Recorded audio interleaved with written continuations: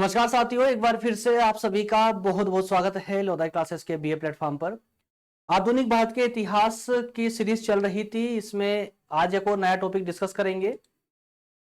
आज हम बात करेंगे राजनीतिक संघों के बारे में, ठीक है ना। तो आज का कंप्लीट सेशन होने जा रहा है, उसमें हम कंप्लीटली चर्चा करने वाले हैं कि राजनीतिक संघ जो है बेसिकली हमें, आज अगर हम जनरली बात करें कि ब्रिटिश काल में कितने ऐसे राजनीतिक दल हुआ करते थे, राजनीतिक संगठन हुआ करते थे, तो दिमाग में एक ही संगठन का नाम आता है, भारतीय राष्ट्रीय कांग्रेस का। जबकि ऐसा सॉरी जबकि ऐसा था नहीं उस समय, अर्थात कि कांग्रेस की स्थापना से पहले भी कुछ राजनीतिक संगठन हुआ करते थे। तो उन सभी पर हम जो है स्टेप बाय स्टेप चर्चा करने वाले हैं। आज के सेशन में हम कंप्लीटली ये समझेंगे कि ब्रिटिश काल में कितने राजनीतिक संघ ऐसे थे जो भारत की जनता के लिए कार्य कर रहे थे। क्लियर है? आइए बढ़ते हैं सेशन में। और जो भी नए छात्र हैं जो पहली बार देख रहे हैं, उनको थोड़ा सा बताना मैं उचित समझता हूं कि हिंदी और इंग्लिश दोनों ही मीडियम में आपको इस सेशन के माध्यम से कंटेंट प्राप्त हो रहा है। इसके अलावा YouTube प्लेटफॉर्म पे जो आसानी से आपको अन्य सब्जेक्ट नहीं मिल पाते हैं, किसी सब्जेक्ट आपको चाहिए, अगर आप सीरियसली अगर स्टडी कर रहे हैं तो आपको सब्जेक्ट की आवश्यकता पड़ती है कि कंप्लीट सेशन आपको दिए जाए, चैप्टर वाइज चैप्टर आपको लेक्चर आसानी से मिल जाए और साथ में उनकी नोट्स भी अवेलेबल हो जाए ताकि आप रिवीजन लगा पाए एग्जाम टाइम पे। वो सारी सुविधा आपको इस चैनल की प्लेलिस्ट में जाकर के मिल जाएगी। जाइए और सर्च कीजिए, सभी सब्जेक्ट आपको जो बीए संबंधित है, BA first second third year सभी के आपको यहाँ पर अवेलेबल है। इस सब के अलावा दोस्तों, यदि आप में से कोई भी छात्र प्रतियोगी परीक्षा की तैयारी करना चाहते हैं तो निःशुल्क रूप से, जी हाँ बिल्कुल निःशुल्क रूप से, ना नोट्स और ना ही लेक्चर का कोई पेमेंट देना है आपको, बिल्कुल फ्री ऑफ कॉस्ट है। प्रज्ञान हिंदी प्लेटफॉर्म आप लोगों के लिए बनाया गया है, बिल्कुल उसका यूज कीजिए। वहां पर स्टेप बाय स्टेप कहें कि स्ट्रेटजी के साथ में सभी कॉम्पिटिटिव एग्जाम के जो जीएस वाले सब्जेक्ट है उनकी क्लासेस प्रारंभ कर दी गई है। एक बार जाकर के प्रज्ञान हिंदी पर विजिट जरूर कीजिएगा, ठीक है ना। बस बाकी आप समझ लीजिए, आपको आपके अनुसार उसको समझ लीजिएगा। एक बार आप जाइए वहां पर, क्लासेस देखिए। कुछ सेशन वहां पर लगभग सभी क्लासेस के डेमो सेशन भी पड़े हुए हैं और एक रिवीजन सीरीज चल रही है वहां पर, उसको एक बार एक क्लास को अटेंड कीजिए, आपको समझ आ जाएगा कि किस बेस पर हम क्लास ले रहे हैं वहां पर। इसके अलावा ये आपका सिलेबस है जिसके अकॉर्डिंग क्लासेस चल रही है। थर्ड यूनिट तक हमारा पूरा ये कंप्लीट हो चुका था। फोर्थ यूनिट में महारानी विक्टोरिया का घोषणा पत्र कंप्लीट कर चुके हैं। इसके बाद में लिटन और लॉर्ड रिपन का प्रशासन, ये टॉपिक भी हमारा कंप्लीट हो चुका है। कल वाले सेशन में राष्ट्रवाद के उदय के कारणों पर डिस्कस किया था। आज हम बात कर रहे हैं राजनीतिक संघ और भारतीय राष्ट्रीय कांग्रेस की स्थापना से संबंधित, ठीक है ना। तो इसी तरह से चैप्टर बाय चैप्टर आपका सेशन चलेगा। ये कंप्लीट सिलेबस है आपका 5वीं यूनिट तक का। चलिए, आखिरकार हम अब टेबल ऑफ कंटेंट तक आ ही चुके हैं। चलिए अब ये जान लेते हैं कि आज के सेशन में हमें बेसिकली पढ़ना क्या क्या है। टॉपिक का नाम आपको पता है, भारतीय राष्ट्रीय कांग्रेस और राजनीतिक संघों की स्थापना संबंधित टॉपिक है आज का। सबसे पहले हम इसमें बात करेंगे कि भारत में राजनीतिक संघों का उदय, ठीक है, मतलब कौन कौन से राजनीतिक संगठनों का उदय हुआ था, कौन कौन से राजनीतिक संगठनों का जो है गठन किया गया था। इसके बाद में भारतीय राष्ट्रीय कांग्रेस की स्थापना के बारे में और कांग्रेस के उद्देश्य। तो ये 3 टॉपिक है जिसके माध्यम से हम आज का सेशन लेंगे। तो आइए एक एक करके इनको समझना स्टार्ट करते हैं, ठीक है ना। चलिए दोस्तों, सेशन को ना बहुत आवश्यक है कि जब अगर शुरू करें ना तो आप एंड तक बने रहें। एंड तक बने रहने मुश्किल से 25-30 मिनट लगते हैं, लेकिन क्या कि एक टॉपिक आपका पूरी तरह से क्लियर हो जाता है, पूरी तरह क्लियर हो जाता है। और आप लोगों के लिए मैं मेहनत इतनी ही कर रहा हूं कि यार कोई सा भी टॉपिक छोड़ता नहीं हूं। पूरे चैप्टर वाइज चैप्टर में आप लोगों के लिए क्लासेस लेके आ रहा हूं, चाहे वो कितने भी लेक्चर हो जाए, कोई परवाह नहीं उसकी, है ना। तो थोड़ा सा उस तरह से आप लोग भी स्टडी कीजिए। चलिए, तो सबसे पहले हम बात करते हैं कि भारत में राजनीतिक संघों की स्थापना से संबंधित क्या क्या तथ्य हो सकते हैं। आगे बढ़े उससे पहले एक बार क्लास को चेक कर लें, ठीक है, सब ओके है। अभी इस बार थोड़ा सा 2-3 बार चेक करना पड़ेगा क्लास को बीच बीच में, क्योंकि अभी इससे पहले मैं सेशन ले रहा था और 4 मिनट क्लास चलने के बाद में स्टॉप हो गई, रुक गई। तो ये पूरा चैप्टर पढ़ा चुका हूं एक बार में, ये दूसरी बार पढ़ा रहा हूं, है ना। क्योंकि जब हम स्टार्ट करते क्लासेस को तो वहां कैमरा नजर नहीं आता और वहां कैमरा क्या होल्ड हो चुका था, इस कारण से तो दोबारा पढ़ा रहा हूं, इसलिए थोड़ा सा आपको वॉइस में भी लग रहा होगा। चलिए बिल्कुल व्यवहारिक रूप से समझने का प्रयास करते हैं, बिल्कुल व्यवहारिक तरीके से, है ना। दोस्तों, भारत में जनरली धारणा क्या है कि ब्रिटिश काल में जब ईस्ट इंडिया कंपनी का शासन था भारत में, उस समय सिर्फ एक ही राजनीतिक संगठन हुआ करता था जिसका नाम था भारतीय राष्ट्रीय कांग्रेस। है ना, लेकिन ऐसा है नहीं। कांग्रेस की स्थापना 1885 में हुई थी, लेकिन उससे पहले भी भारत में कुछ राजनीतिक संगठन अवेलेबल थे जो गठित हो चुके थे कांग्रेस से पहले भी। तो ऐसे ही कुछ राजनीतिक संगठनों के बारे में हम जानने का प्रयास करते हैं। सबसे पहला, अगर हम बात करें कि भारत में सबसे पहला राजनीतिक संगठन कौन सा था, तो एक संगठन था जिसका नाम था लैंड होल्डर्स एसोसिएशन। क्या नाम था? Land holders association. तो जैसा कि इसके नाम से ही आपको लग रहा, लैंड होल्डर्स मतलब जमींदारों का ये एसोसिएशन था। जमींदारों का एसोसिएशन था, उनके हित के लिए ये इन जमींदारों ने एक होकर के और इस प्रकार का संगठन बनाया था। कब बनाया था? तो ये 1833 में इसको गठित किया गया था। किसके नेतृत्व में? तो द्वारिकानाथ टैगोर के नेतृत्व में इस संगठन को बनाया गया था। बस इतना आपको यहां पर याद रखना है। इसके बाद में एक और संगठन बनकर के आया जिसका नाम था दोस्तों ब्रिटिश इंडियन सोसाइटी। नाम था ब्रिटिश इंडियन सोसाइटी। चलिए, तो अब देखिए यहां पर दोनों को मर्ज करना, इसलिए थोड़ी सी इसकी कहानी सुनिए। सबसे पहले भारत में कौन सा संगठन बनकर के आया जो राजनीतिक प्रकृति का था? वो था लैंड होल्डर्स एसोसिएशन के नाम से। ये इस एसोसिएशन के माध्यम से जमींदारों ने विशेष रूप से अपने हित में आवाज उठाना प्रारंभ किया ब्रिटिश सरकार के विरुद्ध। उस समय ब्रिटिश सरकार एक कर रहित भूमि हुआ करती थी जिस पर कोई टैक्स नहीं लगता था। तो उस भूमि को, क्योंकि राजा महाराजाओं के द्वारा कुछ अनुदान दी गई थी भूमि किसी लोग व्यक्तियों को, तो उस भूमि पर कोई टैक्स नहीं देना पड़ता था। तो ऐसी भूमि को ब्रिटिश सरकार अपने अंडर में कर रही थी और इसी जो ये भूमि हुआ करती थी ये जमींदारों के पास हुआ करती थी। तो जमींदारों ने इसका विरोध करने के लिए ही इस संगठन का अर्थात इस एसोसिएशन का की स्थापना की थी 1837 में। ठीक है ना। तो हालांकि काफी स्तर तक इन्होंने जो है अपनी आवाज को बुलंद भी किया और ब्रिटिश सरकार ने इनकी बात को माना भी। ये काफी हद तक सफल रहा। लेकिन क्या होता है ना कि कोई भी जब संगठन बनता है तो उस संगठन को जब सीमित कर दिया जाए ना तो उसका प्रभाव ज्यादा दूरगामी नहीं हो पाता है। जैसे कि इस संगठन की सीमा थी एक, ये सिर्फ जमींदारों के हितों की ही बात करता था, सिर्फ जमींदारों के हितों की, तो इसकी एक सीमा थी। तो इस प्रकार का एसोसिएशन व्यापक रूप से कार्य करने में सक्षम नहीं था। लेकिन इसी वक्त में एक और संगठन की स्थापना हो जाती है जिसका नाम था ब्रिटिश इंडियन सोसाइटी। क्या? British Indian society. कब होती है इसकी? तो 1851 में इसकी स्थापना हो जाती है। ठीक है ना, 1851 में। लेकिन इस संगठन की स्थापना जो होती है, सोसाइटी की जो स्थापना होती है, वो सार्वजनिक हितों के दृष्टिकोण से होती है।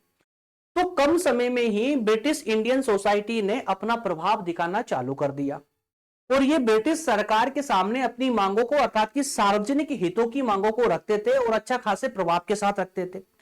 और इसके प्रभाव को देख करके, ब्रिटिश इंडियन सोसाइटी के प्रभाव को देख करके लैंड होल्डर्स एसोसिएशन के जो नेता थे वो विशेष रूप से प्रभावित हुए और आगे चलकर के अर्थात कि एक साल बाद ही लैंड होल्डर्स एसोसिएशन के सदस्य जो है ब्रिटिश इंडियन सोसाइटी के पास आए और दोनों ने आपस में दोनों संस्थाओं को मर्ज करने का प्रयास किया और संभवतः इन्होंने 1852 में दोनों को मर्ज भी कर लिया। मर्ज करके मतलब दोनों ही संस्थाएं, दोनों संगठन एक हो गए और एक होकर के इन्होंने अपने आप को दोनों को मिलाकर के एक नया नाम दिया जिसका नाम था ब्रिटिश इंडियन एसोसिएशन। क्या नाम था? British Indian association. नाम याद रखिएगा। ठीक है। तो अब एग्जाम में आपसे सवाल पूछा जाएगा कि ब्रिटिश इंडियन एसोसिएशन की स्थापना किन दो राजनीतिक संगठनों के मिलाप से हुई थी? तो आपको नाम बताना है, लैंड होल्डर्स एसोसिएशन और ब्रिटिश इंडियन सोसाइटी। क्लियर हुआ यहां तक का? ठीक है ना। अब जरा आगे बढ़ते हैं, इससे थोड़ा बाहर निकलते हैं। अब देखिए ये इंग्लिश मीडियम कंटेंट है, जो भी इंग्लिश मीडियम वाले बच्चे हैं वो यहां से रिवीजन लगा सकते हैं बाद में। ठीक है ना। चलिए अब आगे बढ़ते हैं। तो इसके बाद में अब भाई एक शिक्षित वर्ग वाले बुद्धिजीवी लोग भी थे जो उस समय भारत में शिक्षित लोग थे। तो ऐसे लोग भी चाहते थे कि यार वो भी अपने विचारों को लोगों तक पहुंचाए, जनता तक पहुंचाए। तो इसके लिए इसमें एक सबसे बड़ा जो योगदान रहा ना, वो रहा था राष्ट्रीय जो उस समय के जो आंदोलन चला करते थे, राष्ट्रीय आंदोलन के एक बड़े प्रमुख नेता थे जिनका नाम था दादा भाई नौरोजी। तो उन्होंने क्या किया, 1866 में जो है एक ईस्ट इंडियन एसोसिएशन की स्थापना कर दी। ईस्ट इंडियन एसोसिएशन की स्थापना कर दी, लेकिन कहां? भारत में नहीं की थी। कहां पे की थी? लंदन में की थी। तो किसी भारतीय एसोसिएशन की स्थापना जो किसी विदेश में हुई हो, ऐसी पहली संस्था थी ईस्ट इंडियन सोसाइटी, जिसकी स्थापना दादा भाई नौरोजी ने की थी 1866 में। कहां पर की थी? लंदन में की थी। अच्छा, क्या उद्देश्य था इसका? तो इसका उद्देश्य था भाई इनका लंदन में इस संगठन की स्थापना करने के पीछे क्या उद्देश्य हो सकता है? तो दादा भाई नौरोजी जो थे ना, ये अपनी जो उनकी सोच थी, समझ थी, ये उनकी बड़ी दूरगामी सोच हुआ करती थी। तो उन्होंने भारत में फाइट करने की अपेक्षा सीधे इंग्लैंड में ही फाइट करना प्रारंभ किया, और उन्होंने इस संस्था के माध्यम से इंग्लैंड की जो पार्लियामेंट थी, जो संसद है, उस संसद में आवाज उठाना प्रारंभ किया। मतलब भारतीयों की समस्याओं के बारे में लंदन की जो पार्लियामेंट संसद है, वहां पर आवाज उठाना प्रारंभ किया। ठीक है, तो याद रखिएगा 1866 में दादा भाई नौरोजी ने इंग्लैंड की जो संसद थी, पार्लियामेंट, वहां पर आवाज बुलंद करने के लिए ईस्ट इंडियन एसोसिएशन की स्थापना की थी। क्लियर हो पा रहा है ना? इसके अलावा 1861 में अवध में और उत्तर पश्चिमी प्रांत में 1866 में ब्रिटिश इंडियन एसोसिएशन की स्थापना होती है। नाम थोड़े मिलते जुलते नजर आएंगे आप लोगों को, तो कंफ्यूज मत होइएगा आप लोग, ठीक है ना? कहां पर? अवध में 1861 में हुई ब्रिटिश इंडियन एसोसिएशन की स्थापना, और उत्तर पश्चिमी जो प्रांत था वहां पर 1866 में, मतलब 5 साल बाद में वहां पर होती है। इसके अलावा 1852 में मद्रास नेटिव एसोसिएशन के नाम से, और 1852 में ही बंबई में बंबई एसोसिएशन के नाम से 2 अन्य संस्थाओं की स्थापना होती है। इन संस्थाओं ने राजनीतिक और सामाजिक क्षेत्र में अच्छा खासा कार्य किया। इसके अलावा पूना में भी 1867 में राणा डे साहब के नेतृत्व में पूजा एसोसिएशन की स्थापना होती है। इसके अलावा 1870 में सार्वजनिक सभा का गठन होता है, सार्वजनिक सभा का। ठीक है, तो ये सारे संगठनों के आपको नाम उनकी डेट के साथ याद रखना है, जहां तक संभव हो सके तो किसके नेतृत्व में संगठन का निर्माण हुआ था वो भी आप लोगों को याद रखना है। बात समझ आई ना? इंग्लिश कंटेंट देख लीजिएगा आप लोग, क्लियर है? चलिए अब हम बात करते हैं इसके आगे की। तो कुछ संस्था या जितनी भी इंपॉर्टेंट, देखिए संस्थाएं तो बहुत सारी थी दोस्तों। कांग्रेस की स्थापना से पहले कई सारी संस्थाएं थी जो भारत में भारतीयों के लिए कार्य कर रही थी, लेकिन हाँ, संभवतः उनका प्रभाव उतना नहीं था जितना कि कांग्रेस का हुआ। तो कांग्रेस एक ऐसी संस्था बनकर के उभरी जिसने सभी राजनीतिक पार्टियों को ना एक छत्र छाया दे दी। बात समझ आ रही ना? चलिए तो आगे बढ़े उससे पहले एक बार और क्लास को चेक करने का टाइम हो चुका है। थैंक गॉड अभी तक चल रही है। वो कहते हैं ना कि दूध का जला हुआ छाछ भी फूंक कर पीता है, वही हुआ मेरे साथ में। आज क्लास पूरी ले चुका था, है ना, और जब क्लास कंप्लीट हुई, लास्ट में टाटा बाय बाय करने का टाइम आया, तो पता चला लास्ट में कि कैमरा 4 मिनट में ही होल्ड हो चुका था। लगभग 40 मिनट की क्लास में ले चुका था, तो थोड़ा सा हर्ट होता है कि यार, और पहली बार में जो एक्सप्लेन होता है ना उसकी बात अलग रहती है। हालांकि प्रयास पूरा कर रहा हूं, ऐसा नहीं है, प्रयास पूरा कर रहा हूं कि सेकेंड टाइम में भी आपको उतनी ही एनर्जी के साथ में और उतनी इफिशिएंसी और उतनी पारदर्शिता के साथ में सेशन में लूं आप लोगों का। चलिए तो आगे हम बात करते हैं उसके आगे की। तो 1881 का समय आता है, 1881 का, तो मद्रास में एक महाजन सभा का निर्माण होता है। उसी प्रकार से 1885 में बंबई प्रेसिडेंसी एसोसिएशन की स्थापना होती है। ठीक है, इन सबका नाम याद रखना है। तो ये कांग्रेस की समकालीन संस्थाएं हैं। ठीक है, उसके बाद में 1884 में कलकत्ता में नेशनल लीग की स्थापना होती है। अब देखिए नेशनल लीग जो था ना दोस्तों, इसका जो स्तर था कार्य करने का वो राष्ट्रीय स्तर का था, जैसे कांग्रेस का था, बिल्कुल इसी प्रकार का। लेकिन कुछ कारणों से नेशनल लीग भी इतनी प्रभावशाली नहीं हो पाई जितनी की कांग्रेस हो गई। बस समझ आ रही ना? तो नेशनल लीग ने राष्ट्रीय कार्यक्रम चलाया, मतलब पूरे राष्ट्र के स्तर पर अपने कार्यक्रम को संचालित किया, बिल्कुल कांग्रेस की ही तरह। इन संस्थाओं ने राजनीतिक जागृति में बहुत महत्वपूर्ण कार्य किया, बहुत महत्वपूर्ण योगदान दिया। इसके अलावा इसी बीच में सुरेंद्र नाथ बनर्जी ने 1876 में और उनके कुछ साथियों ने या मध्यम वर्गीय व्यक्तियों ने कलकत्ता में इंडियन एसोसिएशन की स्थापना की। इसकी इंडियन एसोसिएशन की, और इस एसोसिएशन के उद्देश्य क्या थे कि भारत में जो राजनीतिक समस्याएं हैं उन पर जनमत तैयार करें। अब देखिए कितना बड़ा कार्य कर रहे थे। सुरेंद्र नाथ बनर्जी के नेतृत्व में जो इंडियन एसोसिएशन की स्थापना हुई, उसके माध्यम से जनमत तैयार किया जा रहा था, और जनमत ही तो हमारी सफलता का सूत्र था। या कहें कि हमारी स्वतंत्रता का सूत्र भी कह सकते हो आप इसको, जनमत तैयार करना जो सबसे बड़ी ताकत थी कांग्रेस की, भारतीय राष्ट्रीय कांग्रेस की। भारतीय राष्ट्रीय कांग्रेस की सफलता एक ही बिंदु पर टिकी हुई है कि वह जनमत को तैयार कर पाई, मतलब जनता की सहमति जुटा पाई थी, है ना, जनता का विश्वास जीत पाई थी। और उसी दिशा में इंडियन एसोसिएशन भी कार्य कर रही थी, जनमत तैयार करने का कार्य। ठीक है, ये चाहते थे कि संपूर्ण भारतीय जनता को एक सूत्र में बांध दिया जाए। ठीक है, तो इन सब के माध्यम से आप लोगों ने देखा कि ये सारी संस्थाएं इस कांग्रेस की स्थापना से पहले कार्य कर रही थी। अब जरा हम बात करेंगे, अब आ गए हम कांग्रेस के टाइम पर, मतलब 1885 में आ चुके हैं। अब 1885 में जरा कहानी समझते हैं कि कांग्रेस की स्थापना क्यों, कैसे, कब, किसके द्वारा, समझ रहे ना, किस उद्देश्यों के साथ में हुई थी। तो ये भी एक कहानी के रूप में ही समझिएगा, कंटेंट का आप रिवीजन लगाते रहिएगा, ठीक है ना। चलिए पहले मैं पूरा कंटेंट ओपन कर लेता हूं, अब थोड़ा कहानी के रूप में समझिए। दोस्तों, भारतीय राष्ट्रीय कांग्रेस की स्थापना के पीछे का एक अगर रीजन की हम बात करें तो दो विशेष रीजन सामने आते हैं या दो विशेष उद्देश्य सामने आते हैं। ये तो आप सभी जानते हैं कि कांग्रेस की जो स्थापना है ये एक ब्रिटिश सेवानिवृत्त मतलब रिटायर अंग्रेज अधिकारी के द्वारा की गई थी, जिसका नाम था एलन ऑक्टेवियन ह्यूम, जिसको हम शोर्ट में बचपन से पढ़ते आए हैं, A.O. ह्यूम के द्वारा 1885 में जो है कांग्रेस की स्थापना की गई थी। ठीक है, ये बात समझ आती है, लेकिन ये देखिए कि क्यों की गई थी, इसके पीछे उद्देश्य क्या था। यार भाई, ये तो जो है ना एक अंग्रेज अधिकारी था, तो इसको भारतीयों से ऐसा क्या लगाव हो गया था कि भारतीयों के लिए इसने कांग्रेस की स्थापना कर दी। या फिर इसका एक दूसरा पक्ष ये हो सकता है कि ह्यूम साहब ने ईस्ट इंडिया कंपनी की सुरक्षा के लिए इसकी स्थापना की, है ना, इसकी सुरक्षा के लिए स्थापना की हो, लेकिन इनने स्थापना करके छोड़ दिया। लेकिन इनको नहीं पता था कि कांग्रेस किस दिशा में चल पड़ेगी, कैसे कैसे बुद्धिजीवी लोग इसको ज्वाइन कर लेंगे, ये भी हो सकता है ना। तो अब आपके दिमाग में एक प्रश्न उठ रहा होगा कि सर ये तो सब ठीक है कि अंग्रेज था तो भारतीय हितों में तो कार्य नहीं करेगा, कंपनी के हित में किया होगा, लेकिन कंपनी के हित में कांग्रेस की स्थापना करने के पीछे क्या मतलब था। तो यार मतलब क्यों नहीं हो सकता है, समझिएगा। जब कांग्रेस नहीं थी तो पूरा भारत बिखरा हुआ था, कभी कोई आवाज उठा रहा है, कभी कोई संगठन आवाज उठा रहा है, कभी कोई, है ना, तो चारों तरफ से आवाज आती, सरकार सुन नहीं पाती थी।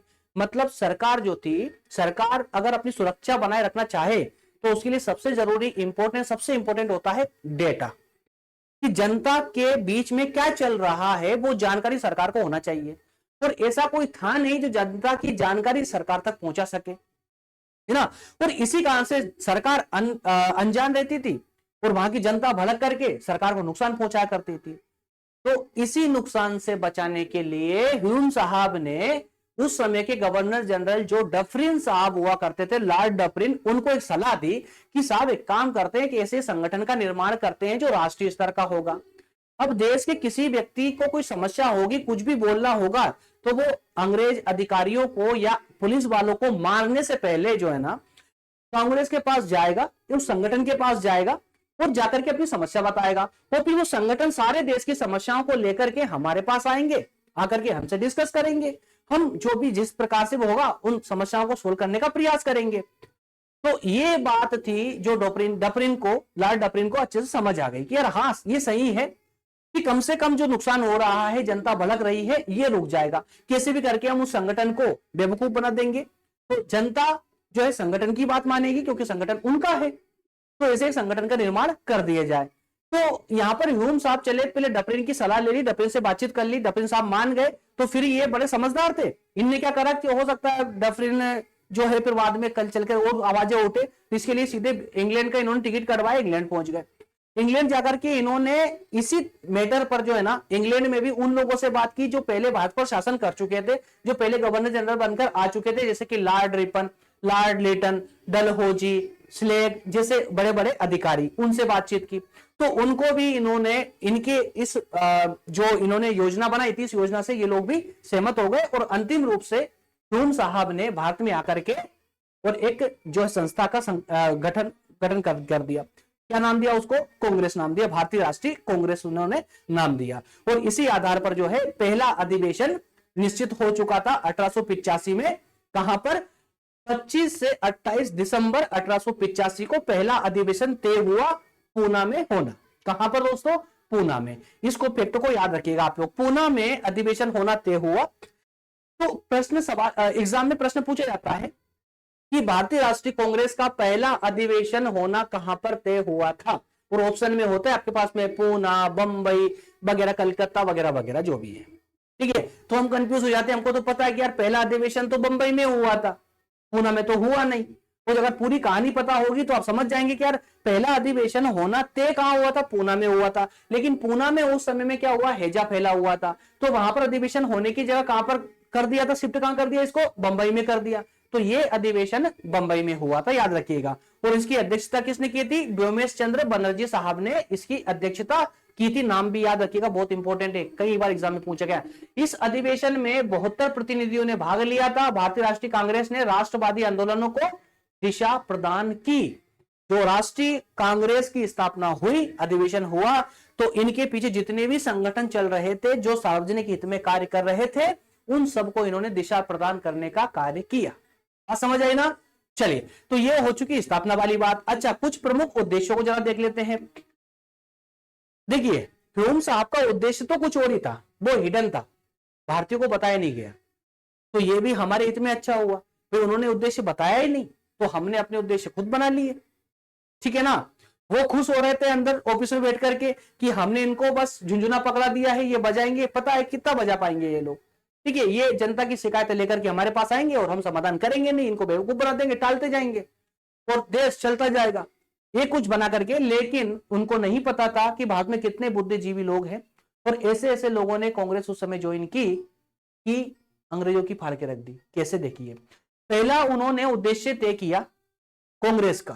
पहले अधिवेशन में क्या उद्देश्य तय हुआ, व्योमेश चंद्र साहब ने पहला उद्देश्य बताया कांग्रेस का। उन्होंने कहा कि भैया सुनिए, देश हित में जो भी व्यक्ति लगन से कार्य कर रहा है, मतलब इसका पीछे मतलब क्या हुआ, हार्ड लैंग्वेज में अगर बताऊं तो, जो भी देश से प्रेम करता है, जो भी देश की स्वतंत्रता चाहता है, उन व्यक्तियों को एक जगह लेकर के आइए, उनमें घनिष्ठता बनाइए, उनमें मित्रता वाले संबंध डेवलप कीजिए, ताकि सब मिलकर के देश के लिए काम कर सके। सबसे बड़ा उद्देश्य, और बहुत कारगर हुआ।